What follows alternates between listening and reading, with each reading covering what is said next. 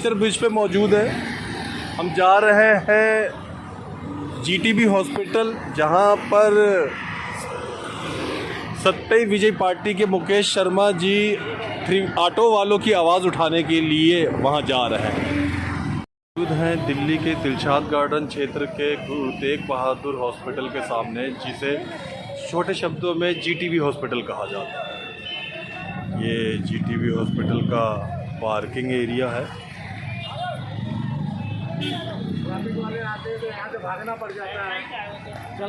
यहाँ ऑटो वालों की समस्याओं को दूर करने के लिए, उनकी आवाज़ बुलंद करने के लिए भारतीय सत्य विजय पार्टी के राष्ट्रीय अध्यक्ष मुकेश शर्मा अपनी टीम के साथ मौजूद हैं। और मुद्दा यही है कि इतना बड़ा दिल्ली का प्रमुख हॉस्पिटल, लेकिन पार्किंग की सुविधा यहाँ नहीं है, पीने के पानी की सुविधा यहाँ नहीं है,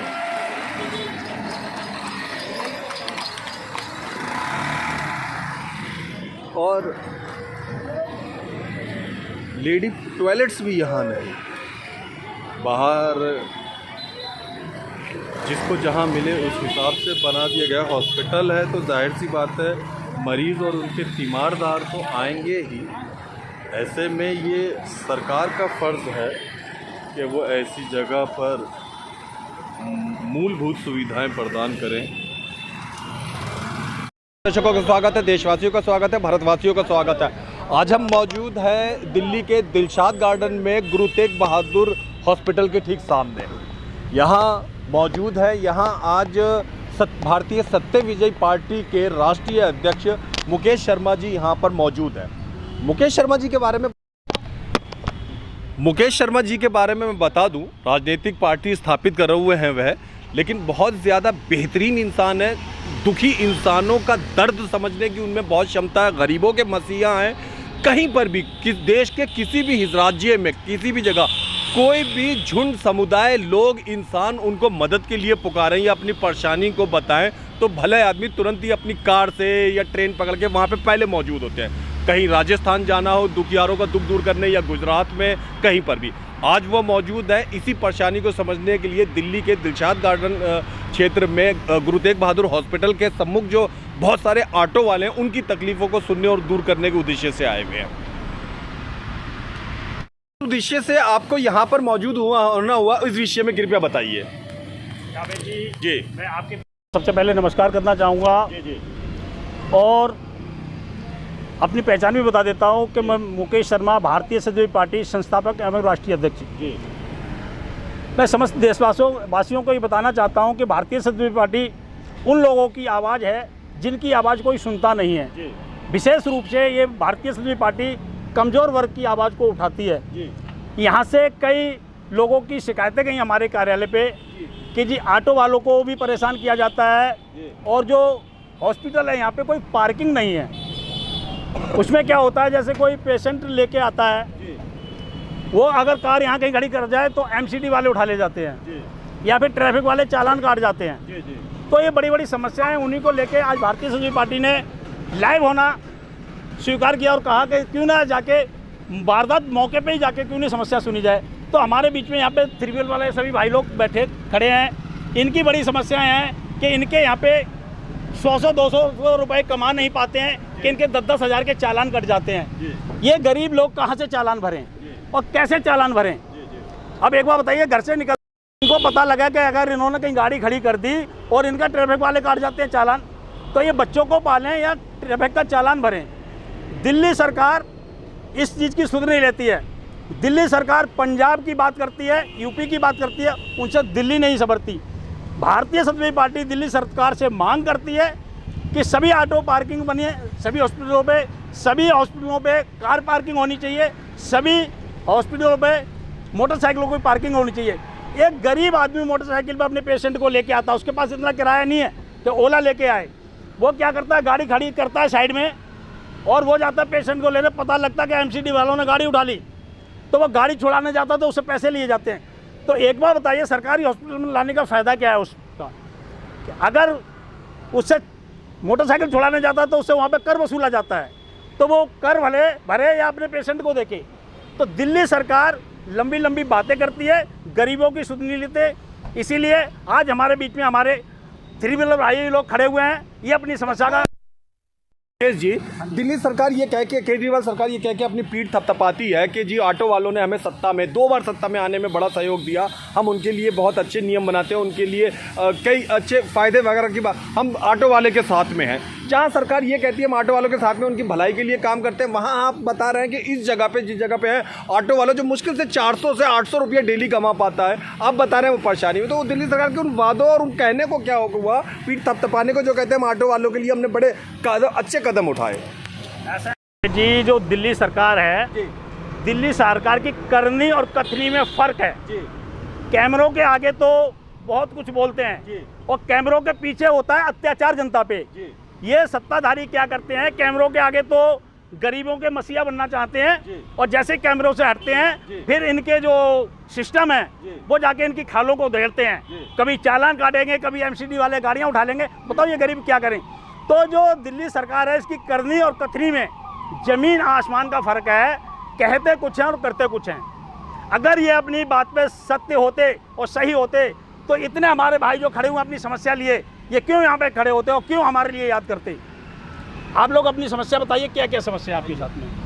कब से आप ऑटो चला रहे हैं भाई साहब? मेरे को सर 25 साल हो गए। रोजाना की आमदनी लगभग कितनी है? बहुत ज़्यादा 500-700, इससे ज़्यादा कुछ नहीं है। अच्छा, और जब चालान कट जाता है तो कितने का एक दिन का चालान भरना एक पड़ता दिन है? का अभी भी मेरे पास मौजूद है जी। 14,000 रुपये का चालान है। अच्छा जी सर, 14,000 रुपये का? दिखा सकता हूँ मैं। ना, और किस चीज़ का है, क्या है? ऑटो का नहीं, मतलब क्या क्या जो नो पार्किंग का।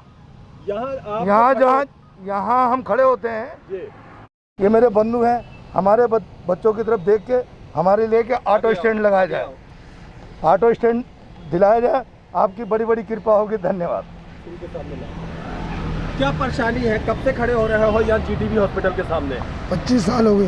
अच्छा, तो क्या क्या तकलीफों का एक ऑटो वालों को सामना करना पड़ता है यहाँ पे, जो मुश्किल से 400-800 रुपये कमा पाता है? अगर गाड़ी हम रोड पर नहीं खड़ी करेंगे, अगर हम रोड पर खड़ी नहीं करेंगे गाड़ी, तो हम कहाँ, क्या हम कोई अंदर थोड़ी ना खड़ी करेंगे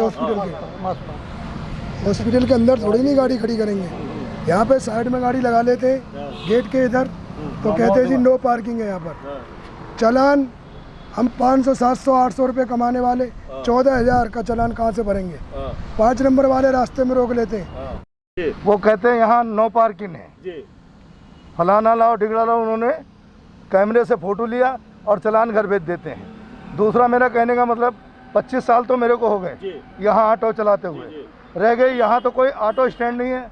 और सबसे ज़्यादा मेरे जो छोटे छोटे मित्र हैं, मेरे भाई हैं, वो बहुत ही गरीब घर से हैं, ना तो वो ढंग से खा सकते हैं और ना ढंग से पहन सकते, क्योंकि इतनी कमाई तो है नहीं।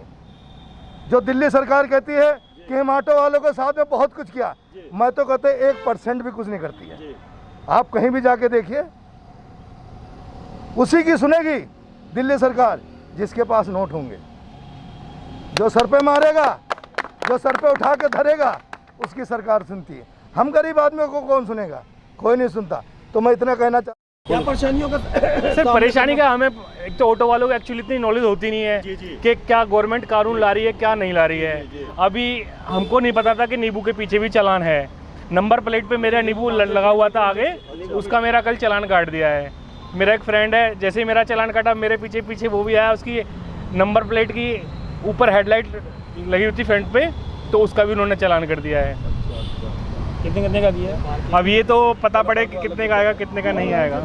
आया नहीं है। अब वो तो ऑटो वाले को संघर्षशील जीवन जीते हुए जिन और परेशानियों का सामना करना पड़ रहा है यहाँ दिलशाद गार्डन में, उनके बारे में बताइए, क्या क्या परेशानी झेलनी पड़ रही है आप लोगों को? सर यहाँ पर जो जीटीबी हॉस्पिटल के पास एक तो सबसे बड़ी परेशानी है कि यहाँ पर नो पार्किंग है। नो पार्किंग है। कोई पेशेंट आता है लेके, वो अपनी गाड़ी लेके, पेशेंट छोड़ के गाड़ी लेके घूमता ही रहता है। आप लोगों का इरादा मदद करने का होता है, दुखी और बीमार पेशेंट को उसके सही मुकाम तक पहुँचाने। सर वो पेशेंट आके हमसे पूछता है, हम ऑटो वाले आगे खड़े होते हैं, वो कहते पार्किंग का, हम कहते कोई पार्किंग नहीं है। तो वो अपनी गाड़ी लेके कभी आगे 2 नंबर पे, कभी 3 नंबर पे घूमता रहता है, फिर लाके लास्ट में वो यही खड़ी कर देता है, फिर वो ट्रैफिक वाले आके उसका चालान कर देते हैं। पेशेंट की मजबूरी है। तो आपकी मांग क्या है कि यहाँ पे या तो ऑटो वालों के लिए कोई पार्किंग, यहाँ पार्किंग होनी चाहिए, ऑटो वाले के लिए भी और पेशेंट के लिए भी।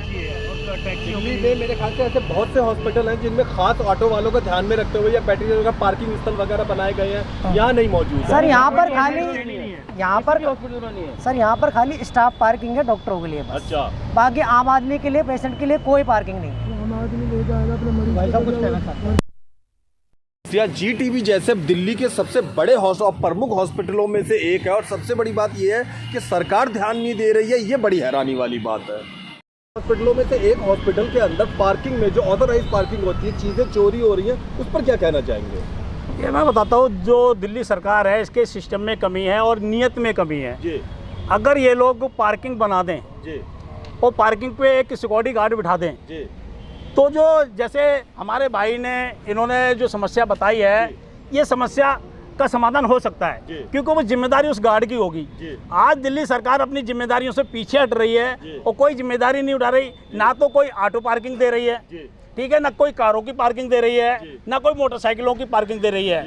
बातें लंबी लंबी, दावे लंबे लंबे, और जब उनकी ज़मीनी हकीकत देखो तो सब खोखले मिलते हैं। तो दिल्ली सरकार की जो है करनी कथनी में बहुत फ़र्क है। इन्हें गरीबों से लगाव नहीं है, इन्हें सिर्फ वोट चाहिए, वोट चाहिए और वोट चाहिए।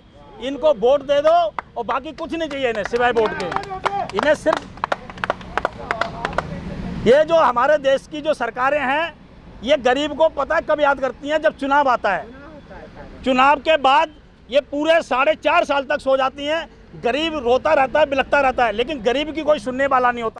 इन्हें पहल की है और गरीबों के बीच में जाके गरीबों की समस्याओं को उठा रही है। जिस तरह की आज गुरु तेग बहादुर हॉस्पिटल पे आके इनकी समस्याओं को सुना और इनकी समस्याओं को सुना और इस आवाज़ को दिल्ली सरकार तक पहुंचाने की भारतीय समाजवादी पार्टी की जिम्मेदारी होगी।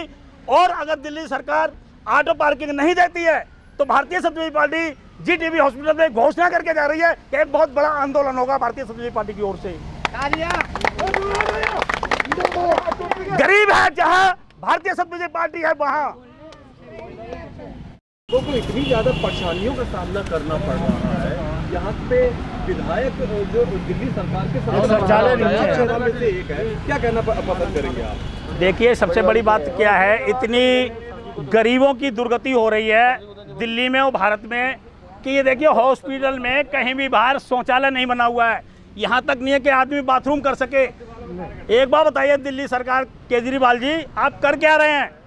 आदमी कहाँ बाथरूम जाए, कहाँ शौचालय जाए? कहीं भी पानी की सुविधा नहीं है कि अगर बाहर कोई वेट कर रहा है, इंतजार कर रहा है, उसके लिए पानी मिल जाए। केजरीवाल जी, आप गरीबों की सुनिए। आप आम आदमी कहते हैं अपने आप को, आप आम आदमी कहाँ हो गए? आप तो अंगूर बन चुके हैं। आम से अंगूर बन गए आप और आम आदमी को भूल गए हैं।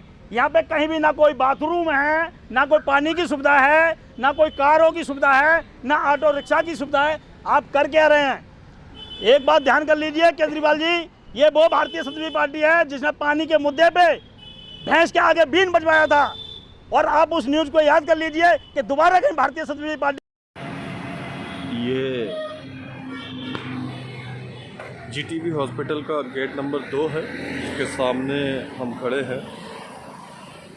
ये पार्किंग स्पेस है, यहाँ ऑटो और विभिन्न प्रकार की गाड़ियाँ खड़ी होती हैं।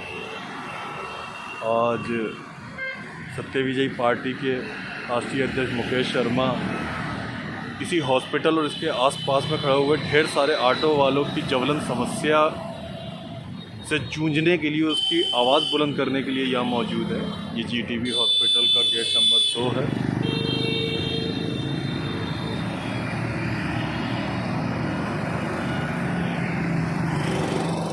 इस समय हम दिलशाद गार्डन में मौजूद हैं।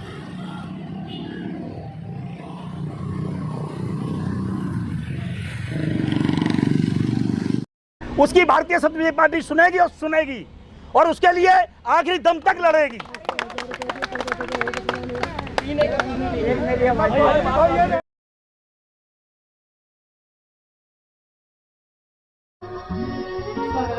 दिन की शुरुआत पूजा के साथ, स्वाद बेहतरीन, पूजा नमकीन, शुद्ध मूंगफली तेल से निर्मित, मजे से खाइए, शान से खिलाइए। पूजा नमकीन।